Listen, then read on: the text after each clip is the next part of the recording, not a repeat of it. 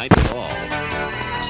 Right here on Cinemax. I agree, man. It's a bit crazy, in Seattle for a minute. So there's a lot going on with that 5-1 match. Today is March the 10th, 2021. 1 year ago today was the last day that life felt normal or semi-normal, because tomorrow is the 1 year anniversary of the World Health Organization declaring COVID-19 a pandemic, a worldwide pandemic. COVID-19 can be characterized as a pandemic. Pandemic is not a word to use lightly or carelessly. At that time we had low case counts compared to now, but they knew it was going to pick up, and if we didn't do something, it was going to kill a decent amount of elderly people or a decent amount of immunocompromised people. So we locked down. I remember being at work that last day. I think it was March 13th, which was a Friday, and it seems like that was the day, 2 days after the pandemic status. We realized it was going to be much bigger. In the last hour, the majority of schools in DuPage County have canceled student attendance beginning on Monday, March 16th through Friday, March 27th, then to be followed by spring break. Leading up to that point was the last time anything felt normal. I remember having family come down in February of last year from Alberta, and this was before restrictions. This was before flights were canceled on that. I cherish the footage I have.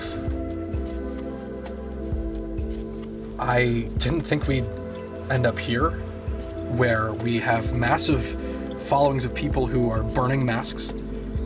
We have Texas and Mississippi and other states around America that are completely opening up 100%, are getting rid of mask mandates, knowing full well that vaccinations have hardly taken place yet. Most of Canada has not been touched. Most of America has actually not been touched, like 10% of the population. And people are making their kids burn masks in the streets. It's not hard to wear your mask. It's not hard to follow rules. Truly, I don't understand these people. I don't understand how they can be so out of touch and be so disrespectful to the other human beings around them and their family members, themselves. Look, I know people want to open up. I know people want things to go back to normal, but to get there, we actually have to keep doing these things. We have to wear the masks. We have to socially distance. If you can't see your family for a little bit, it's hard. It's hard when you can't see your friends. It's hard when you're forced out of school. It's hard when things are forced online. To get back to where we need to be, or to build a new future, to build a better future, we have to keep doing these things that we're told. Only for a little while longer. That's it. It's not hard to wear a mask. It's not hard to keep your distance from people. It's about respect for yourself and your community and your family and the world. Here we are at over 2 million deaths worldwide, over 100 million cases. So many still being reported every single day. Deaths being reported every single day. I understand it's easy to chop it up to conspiracy, to not believe what you're told. People are literally suffering right now. Pop-up hospitals have had to go up all around the world. Nurses and doctors isolating from their family and end up dying in some cases.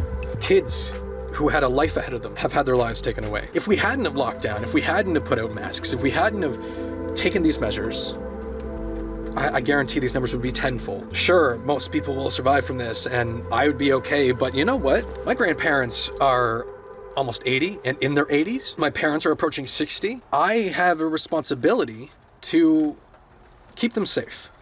So I've kept my contacts low. And here in New Brunswick, we only have 38 active cases, and so things are starting to open up again after the winter lockdown. Sometime last March, I made a video about isolation and about how isolation can help you create. Being forced into quarantine can help you create. And although I spent most of the year not uploading too much, I was working on a lot behind the scenes. I put out the Bearded Princess film, which has now won 2 film festivals and waiting to hear back from 9 more.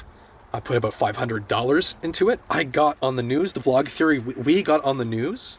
We got in my local paper. I've been recognized even by my kindergarten teacher from 2003. She messaged me after the article in the paper, and that means more to me than anything. She's great. I know things are going to be dark for the next little while, and there's going to be sporadic lockdowns, at least in some places. And in places where you're opening up, still be mindful, be careful. It's not hard to be a good person. It's not hard to follow rules. So for the next little while, I'm going to wear this mask and my pink masks, and I'm going to keep following rules. I have kept my contacts low. I'm going to continue to keep them low until we can beat this thing, until the vaccines start to really go out. Please keep following the rules. That's all I have for you today. I just wanted to kind of come on the day before the official 1 year of a pandemic, a year of lockdowns, a year of change, a year of for me anyway, acceptance. I will see you all very, very soon for an explanation as to what the vlog theory in 2021 will entail. You're not going to want to miss it.